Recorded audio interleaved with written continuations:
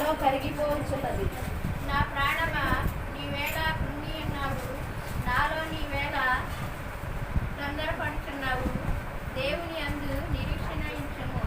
ఆయనే నా రక్షణకర్తనియు నా దేవుడనియు చెప్పుకొనుచు ఇంకను నేను ఆయనను స్తుతించెదను.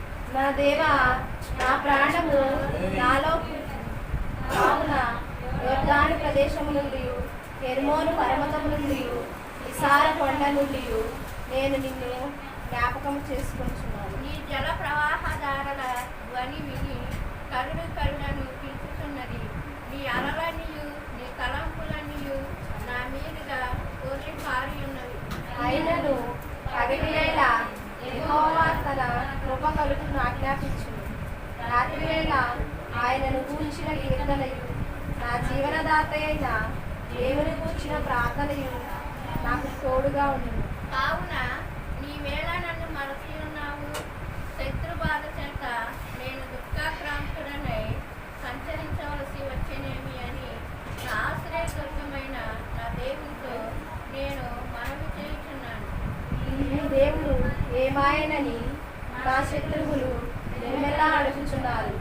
వారు తమ దోషణ చేత నా ఎముకలు విరుచుచున్నారు.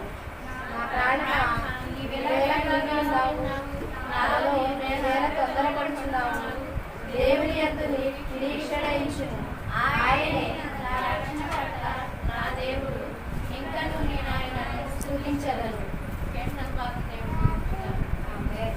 అలాగే నిలబడి ఉండగా అందరం కూడా కృతజ్ఞతాపూర్వకంగా నా ప్రాణము దేవుని కొరకు తృష్ణగొలుచున్నది. జీవము గల దేవుని కొరకు తృష్ణగొలుచున్నది. దేవుని సన్నిధికి నేనెప్పుడు వచ్చెదను? ఆయన సన్నిధిని నేనెప్పుడు కనబడెదను?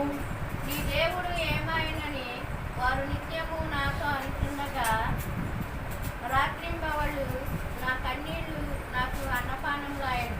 జన సమూహముతో పండుగ చేయుచున్న సమూహముతో నేను వెళ్ళిన సంగతిని సంతోషము కలిగి స్తోత్రములు చెల్లించుచు నేను దేవుని మందిరమునకు వారిని నడిపించిన సంగతి